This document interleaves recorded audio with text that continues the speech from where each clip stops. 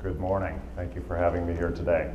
Wanted to say just in advance, it's so great to see your mayor actually show up to welcome you here today. As some of you will know, I spent a very, I don't know if fearless is the right word, it might be a ridiculously stupid year as Rob Ford's arts advisor in the city of Toronto. So to see a mayor who comes out and speaks as eloquently about arts and culture as yours does is a very fortunate thing for you. I want to thank the Ottawa Arts Council for having me here today, and just encourage you all as you're working through today to really be bold. We are living in a period where contractions around arts and culture sometimes cause us to think very small or think in a less ambitious way than we should. I like to remind people actually within our organizations that everything that I've run was built by a pioneering visionary. If you think of like even an example, the National Ballet of Canada, which was founded in 1951 and then the Ballet School in 1959, a dancer named Celia Franca floated across the sea to come to our country and built both of those companies within 8 years. And now look at the legacy of that. So the legacy of our institutions is one of radical growth, not of trying to maintain what we have, which is basically I think, wrong mindset in terms of how we approach things. So, and I'm also a bit of a disruptive innovator. As some of you will have heard earlier this year, we got a little bit of press around a controversial decision. I'm not afraid to make those, and sometimes you're right, sometimes you're wrong. We can debate that later over coffee if you'd like to discuss that one further. Loved what Mayor Watson said about Ottawa and creativity. I think every city has this sort of sense that it's the creative center of Canada, and in fact I can tell you that it's not Ottawa, it's not Toronto, it is in fact Winnipeg, which I'm sure Peter Herndorf takes great pleasure in reminding you. This is a bit of my sort of logo soup in terms of what I've been up to of late, but you can read that again in your book.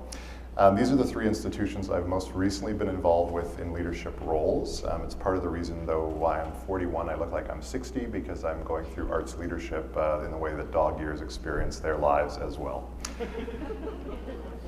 So one thing, I'm not going to bother with this slide necessarily today, but I often do speeches. I was out recently speaking to healthcare executives in Vancouver about applying creativity in the healthcare sector. And I'll often ask people, how many of you are artists? And if you ask a room, this room will be obviously biased and a bit of a different weighting, but if you ask the average group of people, you'll have one or two that will put up their hands. If you then ask them, how many of you are athletes? How many of you are runners? You'll have a majority of the room put up its hand. So one of the aspects that I think we need to focus on in terms of how we advocate for the sector, how we think about our institutions, is really we are all artists, that art is inherent, is fundamental in who we are and how we are. And in fact, the more we can frame that for not only politicians but society, the better we do. So we just encourage you, as you speak to people, they do feel left out of our sector and they do feel that they're not artistic. And in a way, ironically, as I worked at the Royal Conservatory of Music, just by show of hands, how many of you have suffered through some of those conservatory exams? I'm sorry. I think in a way the conservatory, how we used to do arts education, where we would really be so hyper-focused on competition and assessment. We do want to be excellence-oriented, but measuring kids at too young an age and telling them they have a gift or not is really the wrong way to frame how we do what we do. So in fact, the advocacy challenge has a couple of components to it. One is it's very obscure in terms of the arguments we make to politicians. And two, a lot of our general public have actually had damaging relationships with the arts sector when they were younger. And I hear from many people who were told to mouth the words when they were young and they were in choir, for example, so the choir could perform slightly better in Kiwanis. And in fact, as an opera singer, you discovered that it's those distinct voices that were actually the ones that had the professional potential. The nice, pretty voice that blended with everybody else's does not have the heft. So in fact, by measuring and discouraging people that have a unique voice, a unique thing to say, we actually do a disservice not only to them, but also to the potential of our sector. Just a couple of comments on personal style. What I'm going to do today is just talk about some of the different mindset approaches that I try to develop within the cultural institutions that I'm involved with. One of them is we are adherents to legacy. So a symphony orchestra, for example, classical music has a long history. We have ways of doing things, we have union constraints, and if you basically just go with those, the institution will stagnate and will only possibly incrementally change. So we start with an assumption that, like, what if what we're doing is wrong? Like, I'll give you some examples from a TSO perspective. We're asking questions like, should we be selling tickets to performances? Are subscriptions the right model? So in terms of how we fund an organization, that is an economic output for how it works. It's not the reason we exist. Yesterday, I was on the agenda with Steve Paikin. He had a show on called The Arts in Crisis. And so he turned to me and he said, what is the mandate of the TSO, Jeff? Is the mandate bums in seats? Which is not the mandate of the TSO. The mandate of the TSO is expressing what is musically possible through that particular instrument, which is, in our case, classical music. And yet, if you talk to many of my staff, certainly back in November, and said, what are we here to do? We're here to sell tickets to concerts. And if that's the drive, not only are we misdirecting some of our bigger sort of conversation, but also we're so focused on that, we're actually missing out on many other opportunities within the organization. So we start with questioning the assumptions that underpin what we do and how we do it, because they are shifting and adapting, our society is shifting and adapting, and certainly a TSO, which was established 93 years ago when Toronto was a very different city than it is today, needs to adapt to meet the fact that half of our population wasn't born in Canada, for example. Two is from a creative design perspective, this is a bit of a controversial point, the way we train young artists is very similar also historically to how it's always been. And ironically, and the mayor referenced Richard Florida, our society values creativity, and yet in terms of creativity and change and disruptive innovation, strangely, if one were to look at a university faculty or university itself, you're going to find more disruptive creative approaches in the business school than you'll find in the music faculty. So strangely, the thing that we exemplify and represent has been taken out of our context and applied in other fields actually much more effectively than we're applying it within our own field. So what do I mean by that? This book is one, if you haven't read it, you should. It's by Tom Kelly, who is one of the founding presidents of IDEO. And IDEO is a creative design house that takes human creative capacity and applies it to problem solving. Generally, they work with companies. They were very instrumental in Apple becoming Apple, for example, and Shimano, and they work with museums and galleries and so on as well. Their point is that we need to be open to many different styles of innovation when we're solving complex problems. So arguably in the arts, we are solving very complex problems in terms of funding constraints, challenges, evolving society, technology, and so on. When you are next addressing some of those issues, look around the room and just try to imagine if you have the diversity of perspectives that are required. There is a chapter of this book that's available for free online. It's on the devil's advocate. And Tom comments on how in any group, and you've all experienced this, and maybe you are this person, somebody self-appoints as the devil's advocate. So you'll be in an ideation session where people are coming up with ideas, and there will always be someone in the corner, usually who's got their arms crossed and looks very skeptical, who sees it as their role to crush anything new that comes up, or to come up with a really great description of how it won't work or how it can't work. And he describes how a new idea is it's like you're gardening, and you have this really fragile green shoot emerging from the soil. And if you have someone in the room who's just stomping on that before it really gets to see the light, it can't really grow into what it might be. And I would argue in the arts, we're quite bad at this. We have a lot of smart people, smart, well-trained artists in the room, and arts leaders as well, who are very, very good at explaining how we used to do that, or we tried that 10 years ago and it didn't work. Well, lots changed in 10 years. 10 years ago, we didn't even have apps, for example. So we do have to think quite differently about what we do. How many of you have seen the Daniel Pink talk on this particular slide? Okay, so I'm going to give you a little test. So Carl Dunker was a psychologist, and he had this idea and created this concept of functional fixity. And so he exemplified or showcased this through the following test. He would have people sit in a cubicle, and in front of them on the desk would be a box of tacks, a candle, and some matches. And your job was to attach the candle to the side of the cubicle, light it so that as it burnt down, none of the wax dripped onto the base of the cubicle. Now, has anyone figured out how to do it? Ah! So we have one genius in the room. It took me a long time. I'm like, I have no idea. So you should be up here doing the speech, in fact. It takes people a long time to see that there are 4 instruments to solve the problem and not 3. Immediately our mind moves to the box as a container for tacks, not as a separate instrument. So what does that have to do with the arts? His point really was that we get so used to using a tool in a certain way that we can't reimagine how it might be used. So a symphony orchestra, for example, is a problem-solving, is a creative vehicle that can be used in lots of different ways.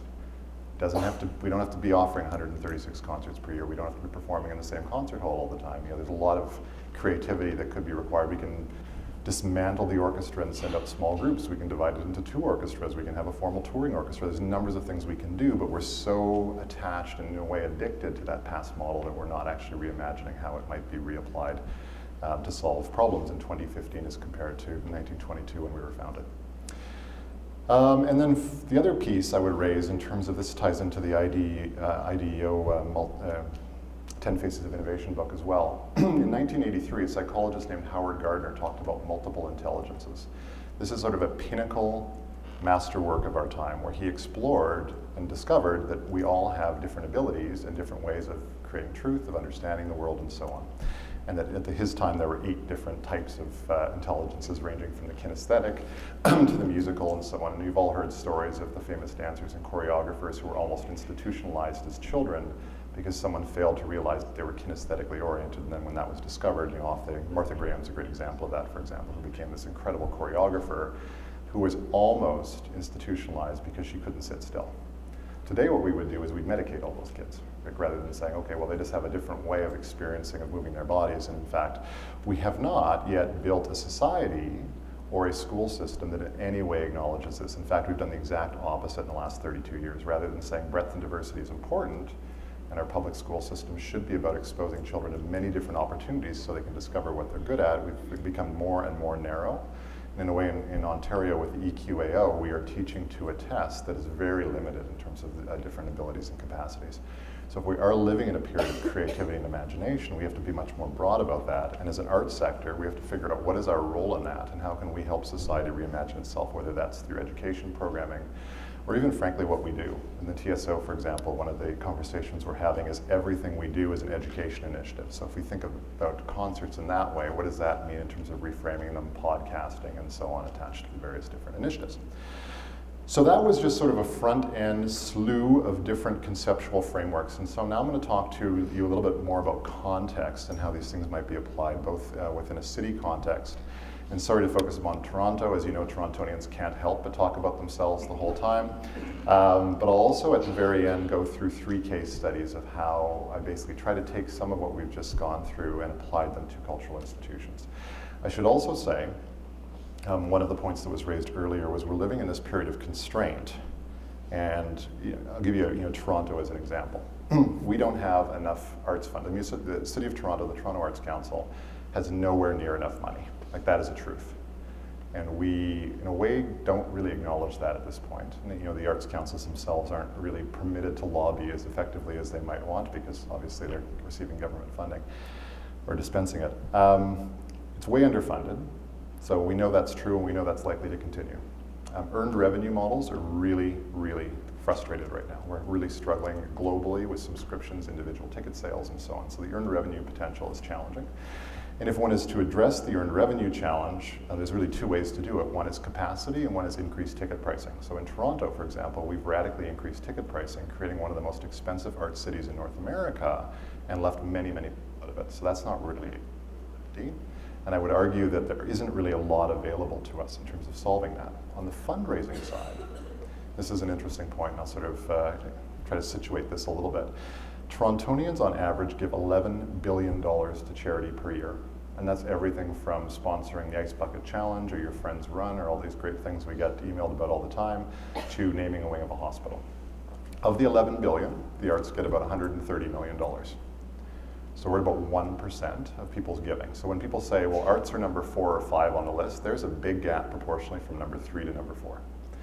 So what I'm trying to do, and what I'll try to sort of help you with today a little bit, is by not accepting the limiting constraints of, well, we're resource constrained and so on, and by saying we have a much bigger vision for what our sector, what our organizations can do, we can actually raise a lot more money. So a couple just examples just quickly. When I was at the ballet school, my first year there, they'd lost $2 million the year before I came. My first board meeting as a young CEO of a ballet school, I was a musician and not a dancer, so I'm a fish out of water in many respects.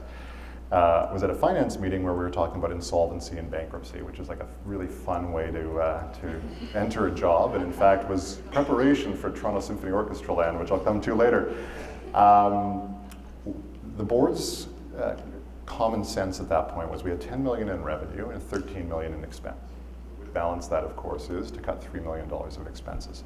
However, they just built a $100 million new campus, and so to build this new campus and contract seemed to be the wrong thing.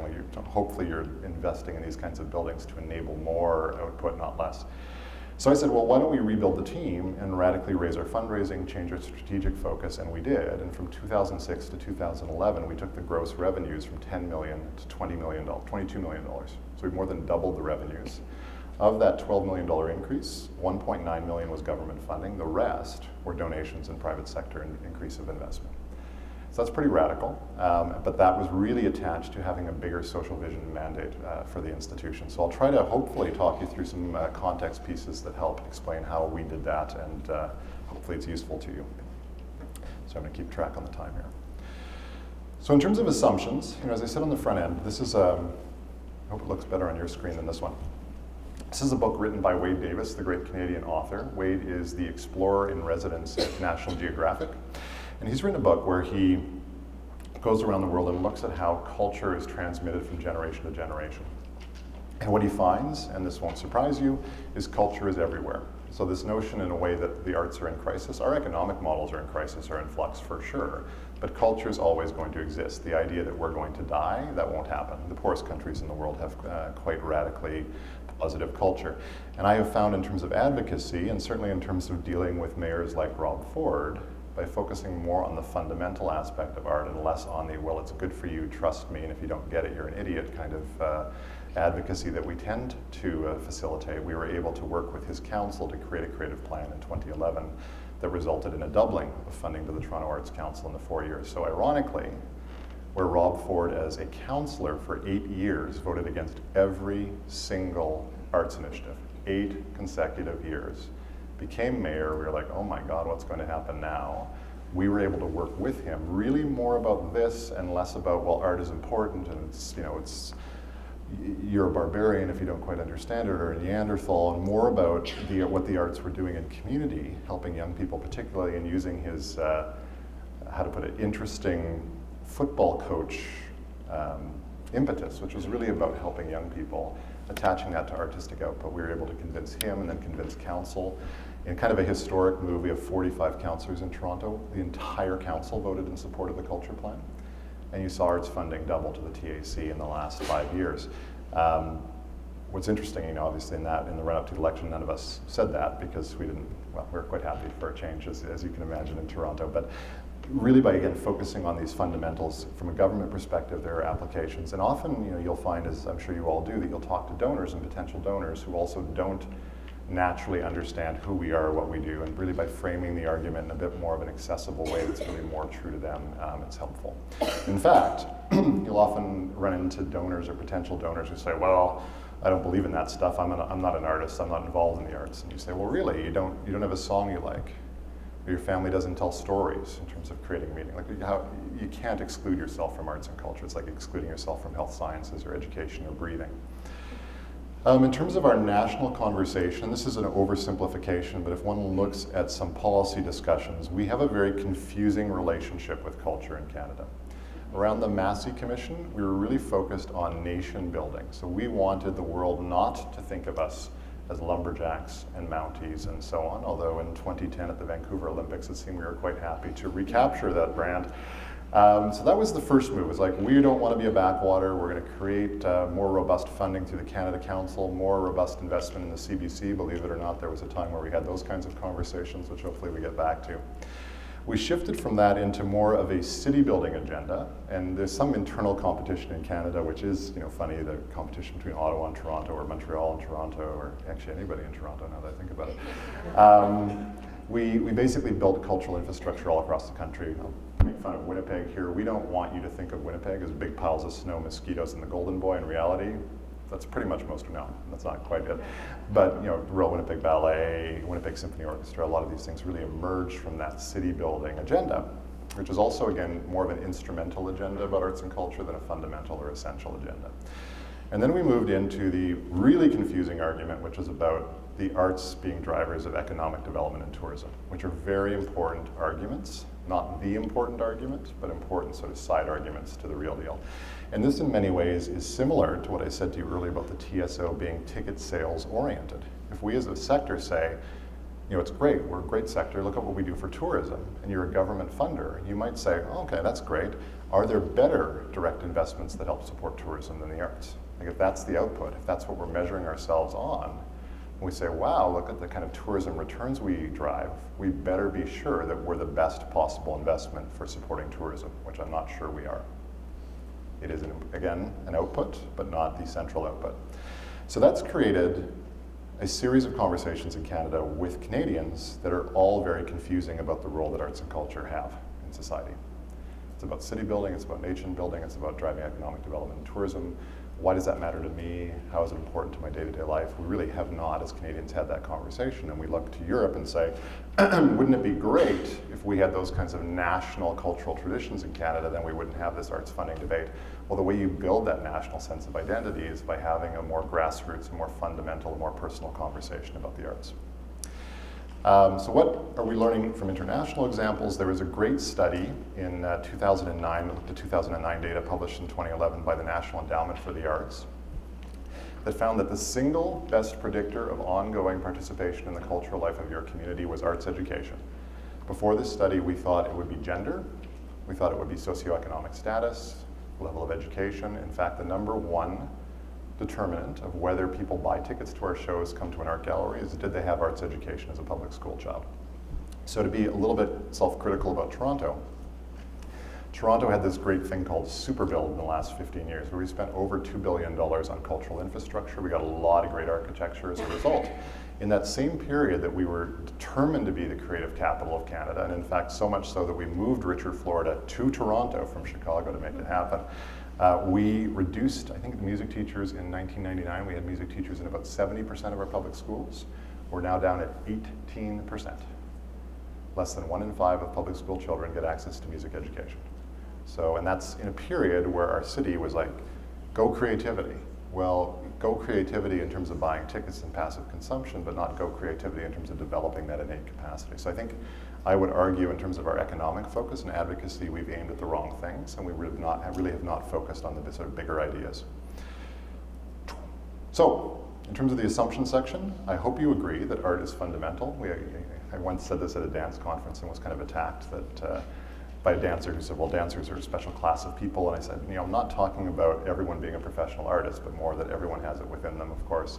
That we've created a very odd series of instrumental arguments around, number one, that we, I think, have tried to convince or shift our focus from creating artists within our society to consumers. And in a way, our advocacy is almost, if you were to be really self-critical, about how do we build a more robust economic support system for ourselves rather than the bigger social vision. And I think, frankly, and I was asked this question the other day, and I answered it honestly, we're expensive, we're elite, we project out in ways that we don't intend, I don't think, but we exclude a lot of people in what we do.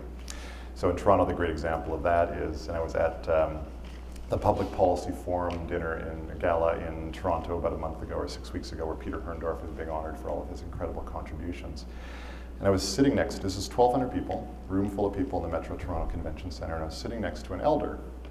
And she turned to me, and we were having this it's a huge social networking kind of event, and we were having this very intimate conversation. And she turned to me and she said, can I ask you a question? I said, I could tell just the way she framed it that something profound was about to happen. I said, sure. She said, is it true that Toronto is the most ethnically diverse city? I said, I think that is true. She said, and is it true that this is the gathering of the most important public policy thinkers in our country, and certainly in this area? I said, yeah, I think that's probably true as well. And she said, would you do me a favor? Would you close your eyes for a second? So this doesn't happen often in a gala, and I wouldn't advise necessarily doing it unless you really trust the person that's next to you. And certainly don't open your mouth, because who knows what food they'll stick in there. So I did, and she said, okay, now imagine you were in the world's most ethnically diverse city with the most important public policy thinkers. Now open your eyes and tell me what you see. So I opened my eyes and I saw basically 1,200 white people in a room, you know, very well dressed and well put together and very influential. A few exceptions to the case, but that was it. And you sort of look at our audiences as an example in terms of Toronto. Like, you would never know if you're in the city of Toronto. When I was at the Royal Conservatory of Music and we were launching our Capital campaign, I was doing speeches all over the world about arts training. We were growing the exams into China, and people would say, wow, what is it like to run a music school in the world's most ethnically diverse city? And the honest answer was, you would never know that we were in that city if you could actually look at the programming, who we're serving, the faculty, and so on. So that is that's something that requires a radical reframe or attention. In terms of the ecosystem for the arts, because we are resource scarce, we are not great collaborators. This is probably not news to you. Maybe you don't think so, maybe you disagree. I'm happy to, again, debate that later. We are so focused on fundraising, territorial behavior around donors, access to government officials and board members and so on, that we do not see the arts as an ecosystem. In Toronto, for example, we have the Toronto Symphony Orchestra, we have the Canadian Opera Company, we have the Royal Conservatory of Music, we have the U of T Faculty of Music, we have Humber College, we have the Harris Institute, we have venues galore. If we could collaborate more effectively, and this is what we're working on right now, what we could do would be really globally interesting. As separate institutions, we're actually not that globally interesting. And I'll give you a case in point. When I was doing the year for Rob Ford, I had access to City of Toronto data. It was 2011, I believe. And at that point, if you took all of the Toronto Arts Council recipients and took their gross revenues and added them together, all of them, and this is Toronto, this is one of your large, if not the large arts market in Toronto or in Canada, added all of those government-funded or Toronto Arts Council recipients' total operating budgets together, their budgets were $310 million that year, which in Canadian context sounds pretty good. The Metropolitan Opera's budget that year alone was $305 million. So one of the big 6 organizations in New York had the same budget as the entire not-for-profit arts sector in Toronto. So if we are serious about global competitiveness, we do have to start thinking about scale at some point.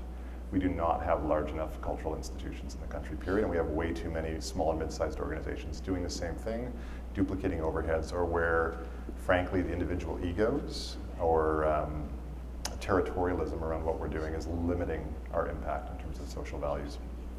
That's kind of a controversial point. So this slide basically, I used to use this slide to try to describe how, this is way oversimplistic, how in an ideal world our advocacy and our interinstitutional partnerships might work.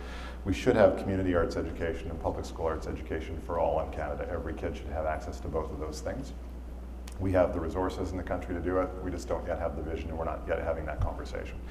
From that, people move into that sort of first dark band at the bottom and become creative citizens, and most of them happily slip out the side of our little arts ecology and become great creative actuaries and lawyers and cab drivers and so on.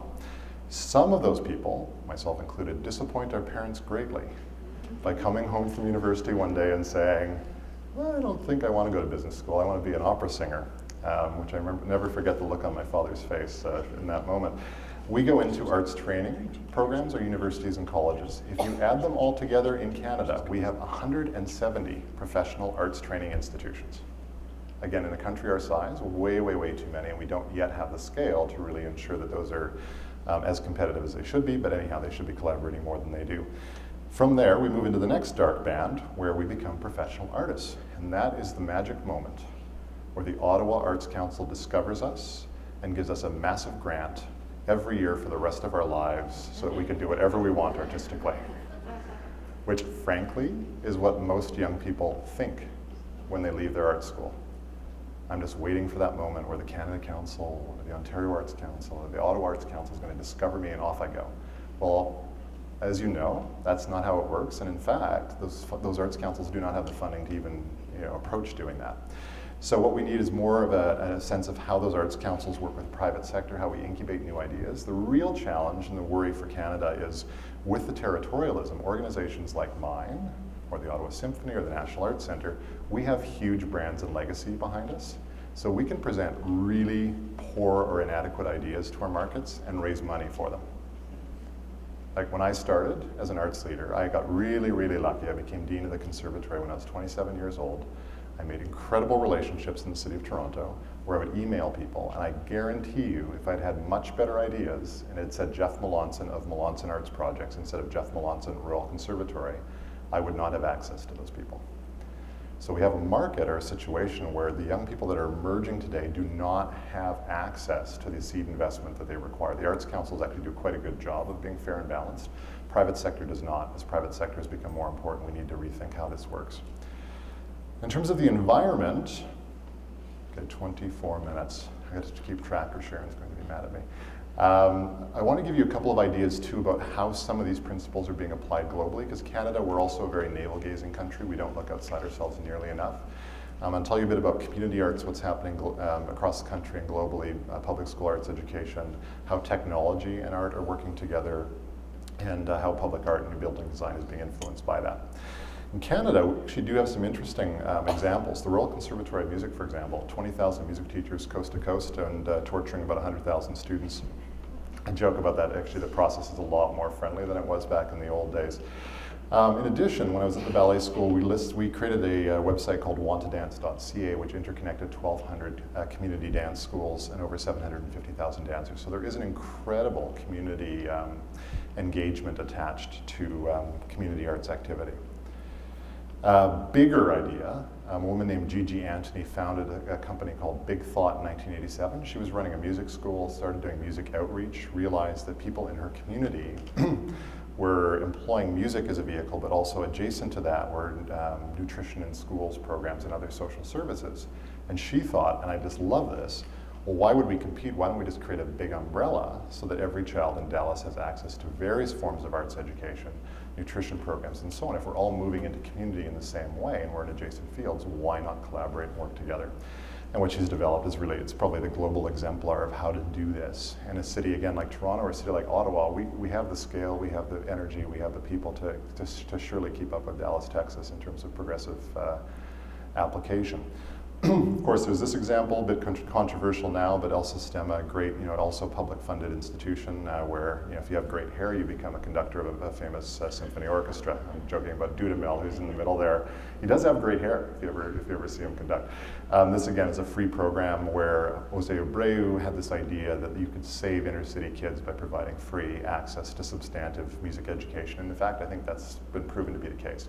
Criticism of the system years later is it's a bit presumptive around the fact that folkloric cultures are inadequate and that classical music is what's going to elevate people's sense of themselves. So it's probably a different application for that in Canada.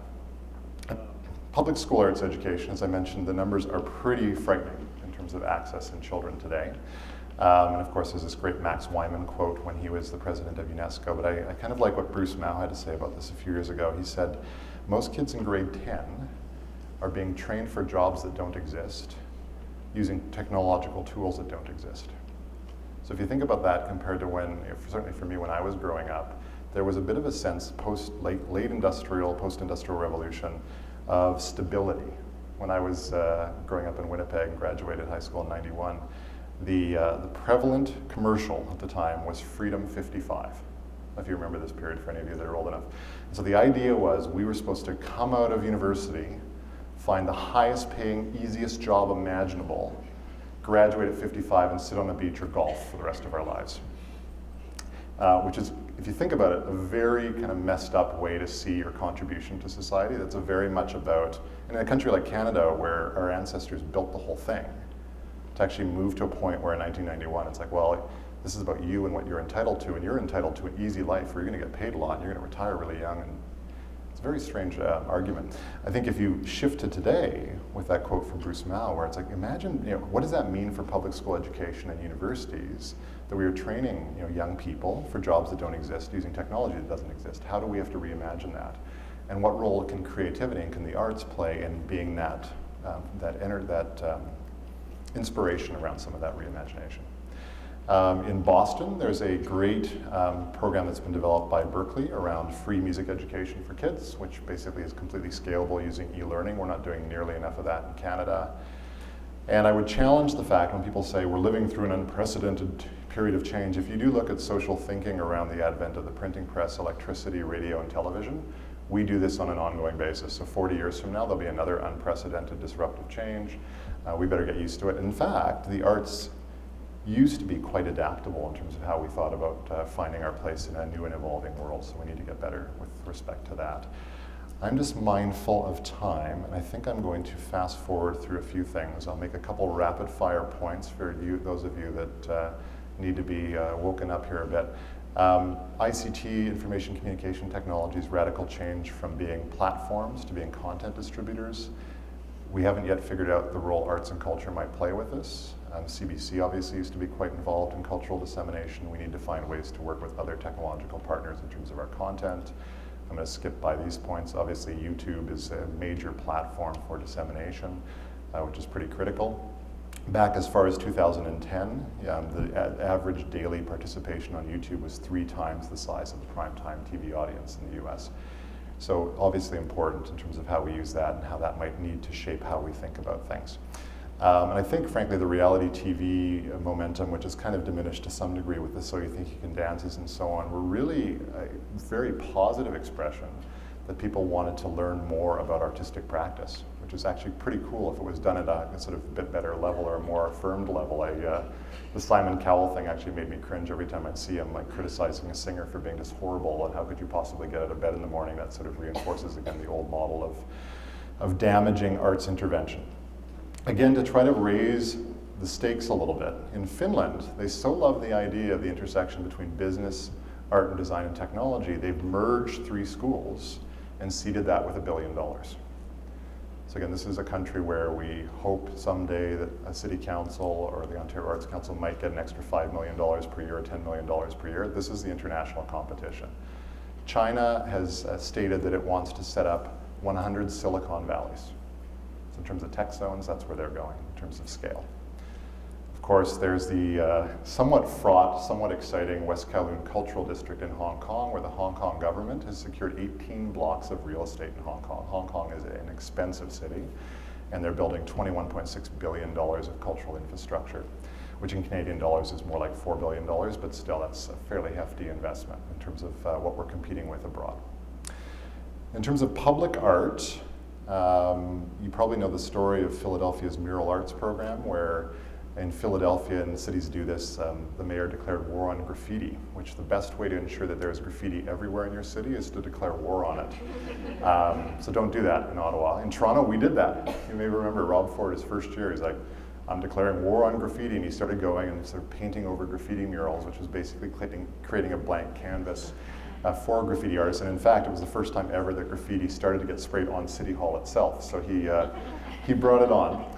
Back in '84 in Philadelphia, they had this issue, and Jane Golden, this really visionary woman, said, what if we could create a commission fund that would help train and develop graffiti artists?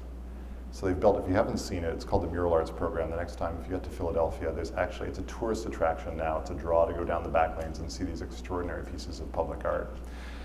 Frank Gehry, when he designed the New World Symphony Hall in Miami, he built on the outside of the building a large LED screen that faces a public park where you can go for free and sit outside the concert hall and see what's happening on stage live, projected out. So this is the kind of, again, progressive, accessible thinking that we're seeing. I'm going to skip that first slide. This is the disruptive innovation slide that is kind of the prevalent strategic thinking out of Harvard Business School. It's offered by Clay Christensen, and it offers a bit of a criticism in terms of what's wrong with the cultural sector. To Clay's point, Clay studies organizations that fail, and why do they fail? And he says, if you're on the top blue line, you're an incumbent organization.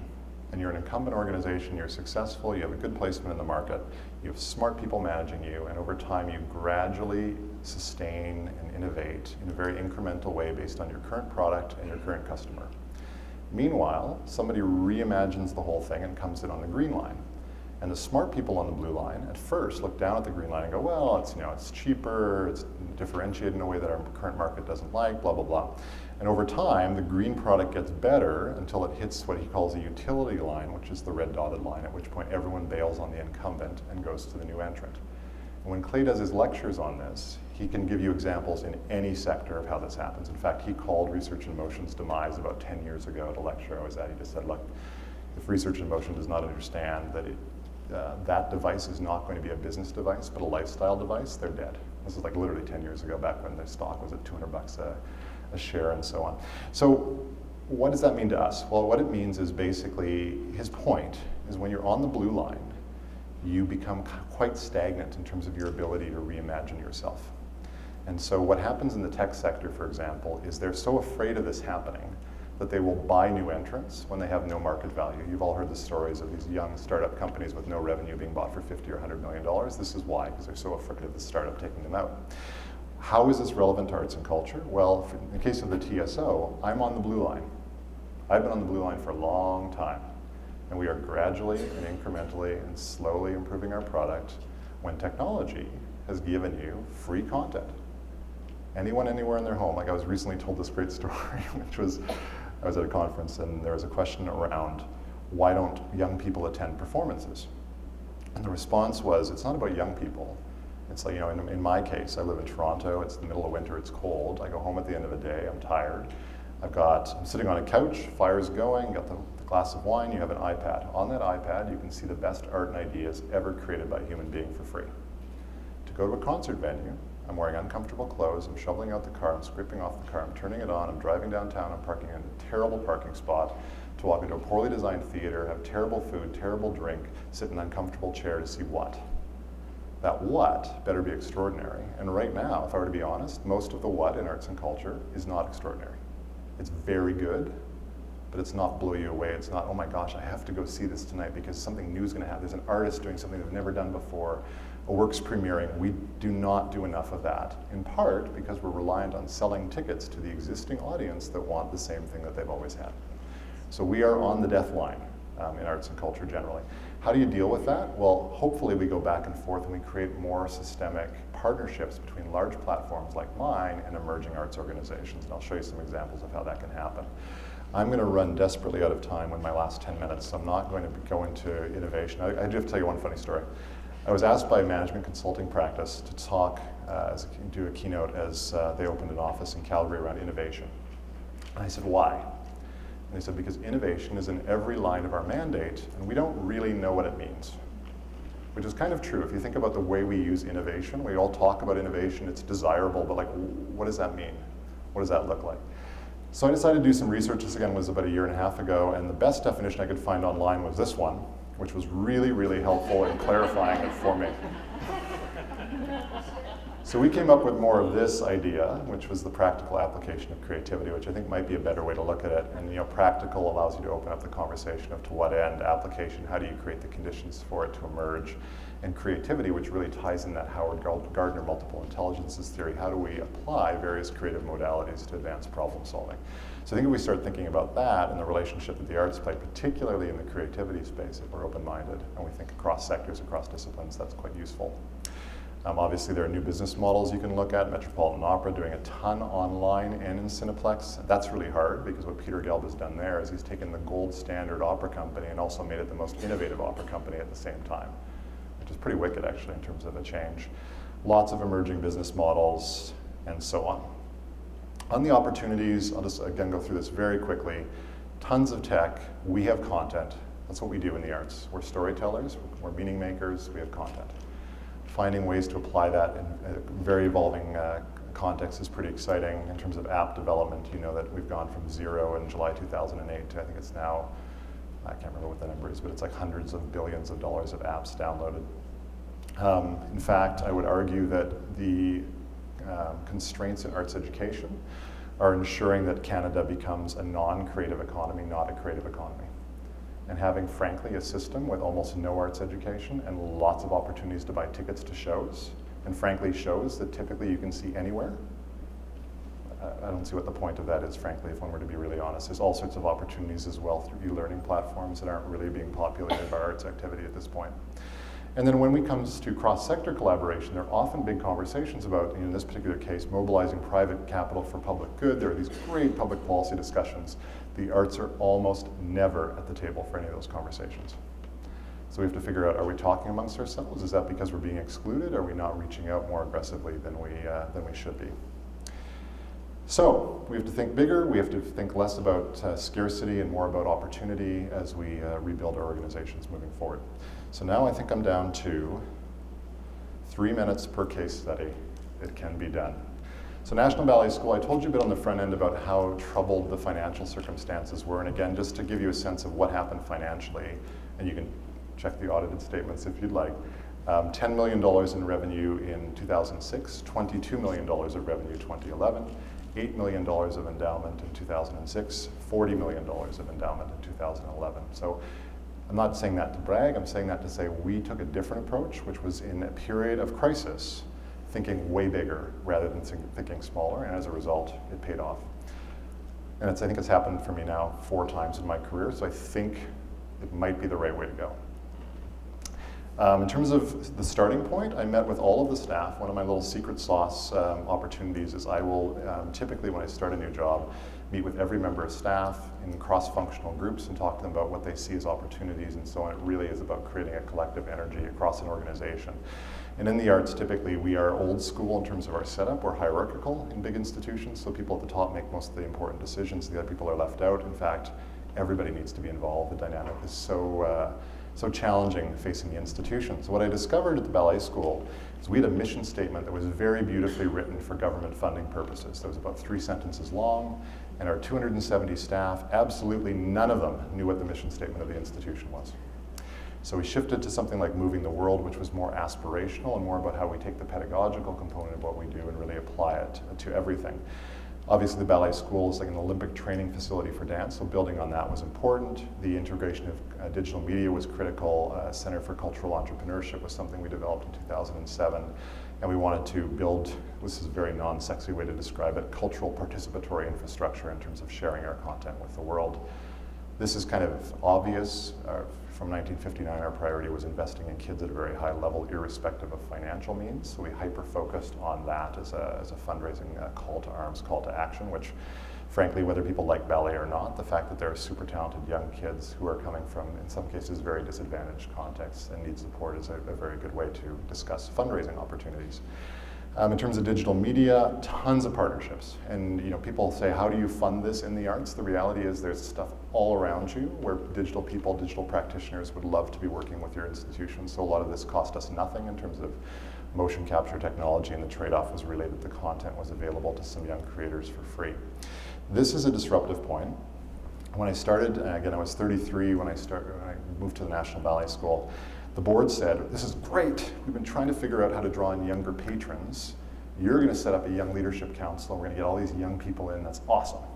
So I'm sure you have these in Ottawa as well. Every major arts organization in the city of Toronto has a young leadership council, which if one were to be cynical, it would be described as a holding pen for upwardly mobile young people waiting for them to be older and wealthier and be more capable of writing big checks.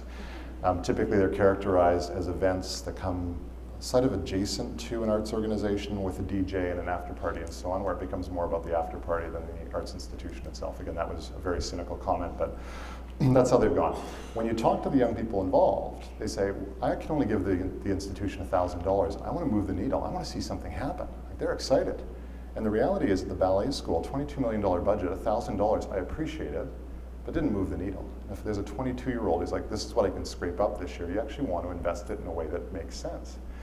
So what we did instead was we created a thing called Creative Venture in partnership with a guy in the community, a young arts leader named Stephen Delaney, who was 23 at the time, that was basically something where we, our staff, our development staff, mentored these young leaders to help other dance companies raise money. So we used the large platform of the ballet school to take those $1,000 donations and redirect them out of the ballet school and into small and emerging dance companies in the city of Toronto. Again, using the larger, older, government-funded, more stable institution to help build the ecosystem. So you can imagine my board, when we're hemorrhaging cash and looking for additional cash, when I tell them I have a great new idea for how we're going to raise money, and we're actually going to raise money for other institutions, they were a bit perplexed by that, but it's worked, and I think they've now raised over $1 million for small dance companies in Toronto, where those $1,000 donations really matter. Like, frankly, 10 donors at $1,000 for a young musician, that creates the CD. For us, like $10,000 at the TSO, where we have a $26 million operating budget, I value it, don't get me wrong, it's not that I devalue it, but if someone really wants to see transformative change attached to an investment of that size, there are better ways to invest it than to give me that money. If any of you want to give me $1,000 today for the TSO, I'll take it. No, I'm just kidding. So that was just, again, how we might, from a social visioning perspective, use an arts organization to think bigger. I talked about this earlier. We had a very happenstance moment with the ballet school where we created a flash mob back when people still did these things. 2009, We performed it at the Eaton Centre. I danced in the piece myself. It was set to the music of I Feel It All by Leslie Feist and choreographed by Matt Wazowski, who's a Canadian choreographer. We had a total accident happen because we were open, which is we found from week to week the 300 dancers were misremembering, myself included, misremembering what we'd learned the week before. So we built Vimeo pages which had the choreography online. After we performed on April 29th that year, 2009, a few weeks later I got an email from a bureaucrat friend of mine and said, "You're amazing." That's all it said. And I replied saying, "Keep it coming, I have no idea what you're talking about." But I love this. And she was at her child's school, and as it turned out, one of the teachers at the school was in our flash mob and had taken the Vimeo content back to the school, got up on stage and said, the National Ballet School created this thing, and then the whole school erupted in this dance, which was kind of a light bulb moment. We did not plan that at all, but it's like, well, maybe we could develop a platform called Sharing Dance and basically create these things on an ongoing basis so that people all across the country can access Canadian music, Canadian choreography, which it's still going today, and the ballet school's taking it to much higher heights than I could have ever possibly anticipated. In Banff, oh, Sharon, are we gonna be okay? I'm close. I'll be like maybe 5 minutes. Are we all right? Okay. Banff Center, actually a great institution. I don't know how many of you have been there, but you should go if you haven't. Arts incubator, $60 million operating budget that really is about disruptive change and creativity, the founding principles of this place. If you can imagine, actually I'll say this. This place was founded in 1933 in the midst of the Depression. So in the midst of the Great Depression, governments thought, wow, one way we can deal with the depression and financial crisis is to create a multidisciplinary arts center in the mountains. That's the way we used to think about arts and culture. That would never, ever happen today, ever. And we're evolving, and we're progressing. I don't know, in some ways we are, in some ways we're not. That's a really interesting, I just love I read everything Donald Cameron, the founding president, wrote about the institution. His ambition was just huge. So, 4 key elements for us were really how do we leverage technology to take the stories off the mountain and share it as widely as possible. Leadership development was on its deathbed at that point. How could we reimagine that? Reinvest in artistic excellence and capital renewal. These were the founding principles of the Banff Center. It was really about the intersection points between exceptional content and ideas, public access, and changing the world, transformative change. That's really what our sector should be about in my view. Priority number 1 was really moving us into Banff Center radio, internet television protocols, digital media, transmediated strategies attached to how you take the content again off the hill. Fairly inexpensive now to develop these things, so it's something worth considering. And whether, an arts council, hypothetically, if a collection of organizations were to come together and say, we actually have to build content dissemination strategies and platforms, there might be a way to aggregate this kind of thinking to ensure that smaller institutions also have access to these kinds of platforms. New media partnerships with the Globe and Mail, which sometimes work against you when you have Russian pianist issues. Leadership development, I got to know Peter Lougheed when I moved out there. He's a legendary premier of Alberta. And his vision was really to bring these 3 ideas together in leadership development curriculum. This was part of the founding vision of leadership 60 years ago. It was about really focusing on values-based business design. What are we there to do? It's not just about economic output, but what's the social output as well? Commitment to innovation and diversity of creative perspectives. So making sure dancers and mathematicians and business leaders were all valued in terms of their contributions. That's what we need to move towards. Our universities are siloed to keep people away. Our industry is siloed that way, and the way our cities work generally is people do not overlap the way they should. So a number of sectors served there, opportunities to integrate many, many different types of people and ideas. I'm going to talk about this slide for a second, fast forward to the TSO, and then you're done with me. On the art side, this is an important slide, I think. We were looking at how to reimagine arts and culture. So that's the very bottom line here. And what we found with 13 different artistic disciplines in Banff is every artistic discipline has a classical past practice theory technique orientation, which is where you learn what worked yesterday, so you learn the craft. What should happen next is a flow into the contemporary experimentation development phase, and then the practically applied commercialized space. And sometimes commercialized, sometimes not. What happens in our sector, generally in my mind, is those arrows are gone, and we create these boxes. So you have classical practice, Toronto Symphony Orchestra, contemporary practice, new music concerts, commercial, Live Nation. And these see these boxes, see each other as enemies, or at least don't collaborate at all effectively. So we have kind of lost the sort of historic circle of life where you learn your past practice, you experiment, mostly fail, the successes become successfully applied, and then they come back into the classical practice. So we thought, okay, let's try to develop a pedagogical approach that really was interconnecting those things in terms of investment. While doing that, we were reimagining the Lougheed Leadership Institute. I called 40 business school deans and said, tell me about the creative dysfunction in the business school. And they said, well, we have a faculty of business, a separate center for entrepreneurship. Why do you think that is? I said, I thought it was just a clever two naming rights donation opportunity. And they said, no, in fact, many of the tenured faculty are so oriented to case studies, past practice, and so on, that they're not open to entrepreneurialism, risk-taking, venture. And then, of course, access to the market is an issue. So we started to overlay that with the arts, and we thought, interesting, different modalities, different outputs, but actually the same kind of struggle in terms of creativity. And then discovered with other partners like Alberta Innovates that science was experiencing exactly the same kind of disruption and dysfunction. So there's a way, I think, to actually have a bigger conversation about how we look at human creative potential across sectors than we've had in the past. Lots of investment opportunities in artistic. We had an open case for support where every staff member had access to kicking the tires on what we were fundraising for and why. Now, I have 3 more minutes, and then I'm in within my 5-minute band. Toronto Symphony Orchestra. November 1st, I started. TSO has a $12 million accumulated deficit and a $2 million structural deficit, which means every year, if we didn't change course, we would lose $2 million. We have no assets. We have a $34 million endowment, but those are restricted assets. So I'm just painting a little financial picture for you. So imagine you're running an organization. You start in November. You're 4 months into a fiscal year. You have a balance sheet that says 0 in assets, negative $12 million in liabilities or debt, and you're about to lose $2 million. And your bank says, we're not actually going to fund that $2 million. Which basically gives you a very exciting opportunity to have 8 months to fix those issues.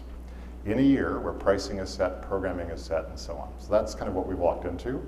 As of yesterday, we closed the fundraising gap completely for the current year, so we will have a surplus within, I guess, 8 months of starting, and we've paid down at this point at least $2 million of the $12 million debt. And we've done that through the methodologies that I'm going to describe to you.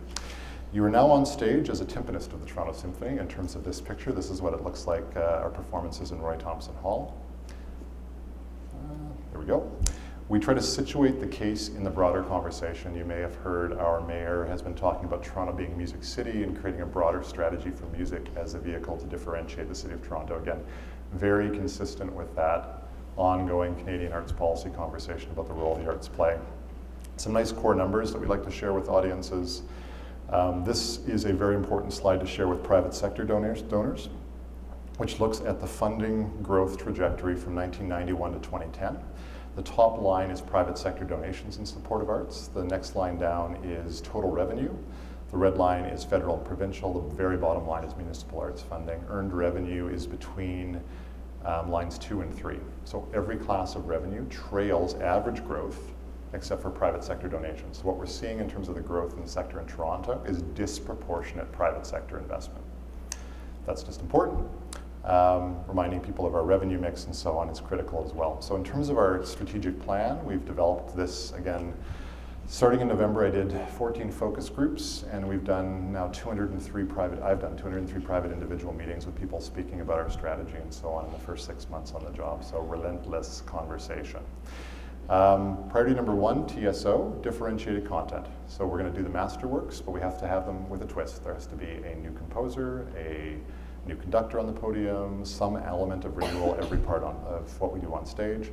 Hyper focus on commissioning and world premieres. We have a pop series that is fairly lackluster. It sells tickets, and that's why we have it. So the opportunities to partner with prizes like the Polaris Music Prize, with Universal Music and so on, to create a fairly distinctive Canadian content, which I know the National Arts Centre Orchestra is a sister institution doing some of this as well. And with Ottawa, we should talk about our plans because we have a signature initiative in the works for a massive commissioning fund for the sesquicentennial in 2017.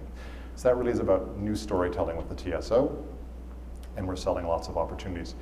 In terms of the TSYO, so here's another sort of crazy, stupid Jeff moment. We're in trouble this year. This was a stressful year. I looked at the youth orchestra, which turned 40 years old. We charge tuition to young people to be in the youth orchestra. So these are people, kids, some of whom come from families that are disadvantaged, who are stretching to rent an instrument, pay for music lessons, and then also do this youth orchestra. So we decided we should reduce tuition to zero and immediately make this tuition free and sort of commit to doing that on an ongoing basis. So you can imagine again my CFO, when I told her this in a year where we're like really trying to make it, we made that announcement on April 23rd without asking anyone. I hadn't even started fundraising. Within 3 days, we had more in donations for next year than we earned in tuition this year. So this is, thank you. And we're accepting more today, so the pledge form's on the way out. Community education and outreach, I will tell you, we currently serve 50,000 students through education programs. We have 43 weeks of service. So I'm going to tell you this little problem and then our challenge, and then I'll wrap it up. We have 43 weeks. Typically, orchestras look at the musicians and the union as a problem. What if you could say, well, I've got a 43-week season, which might be longer than I want. 3 weeks are dedicated to kids. So we do free concerts for 50,000 kids for 3 weeks of the year. What if we wanted every child in Toronto to come to the Toronto Symphony Orchestra for free every year as part of growing up in our city? What would that look like? It's 286,000 kids. It would take 13 weeks. An orchestra of our size, with our social mandate, 13 of 43 weeks is 25% of our time. Why wouldn't we do that? So I met with the Toronto District School Board yesterday. We have them on board. The Catholic District School Board and the other French boards we'll be connecting with next. But our vision for community outreach is that the TSO will be part of every child's life in Toronto for free every year as they grow up. In addition to that, just sort of the economics of that I described, for the orchestra, it gives us 13 weeks of market risk-free performance opportunity. So if the orchestra wants to say, we're going to record Mahler, whatever, we're going to record the Messiah, we're going to whatever, we could present that in a way that we don't actually have to worry about selling tickets. So it actually creates a huge social impact opportunity for kids, coupled with this artistic experiment opportunity, or frankly, for young people, particularly a bit older kids, to say, we're trying a new work, we don't know how this is going to work, it's kind of chaotic, like we can do that. It's harder to do that with an audience that's buying tickets in the evening. So really interesting opportunity. It's not being done anywhere else in the world at this point. We'll be faster than that. It will be before 2020, I think, at this point. And then in terms of innovation, 2 last things. We are, as I mentioned, looking at scrapping potentially subscriptions and individual ticket sales. Those are declining all over the world. Oliver Wyman, this great international company, has looked at moving to more of a membership model. It's really about moving our audience away from thinking they're buying tickets as their transaction with us, but rather into an investment in the overall Toronto Symphony Orchestra through monthly membership fees and that kind of thing that would be attached to tickets as a benefit, but not tickets as the lead investment as part of people's engagement. So that's but one idea. I could go on, but we're out of time. This is our goal. To be global leaders. This is an example of a commissioned work we created in partnership with George Benjamin and Barbara Hannigan this past year. Extraordinary. So there's opportunities for us to do work that's really, really important and impactful to the community and also very high level in terms of global competition. So that is what I walked you through in slightly more time than I was allowed to take.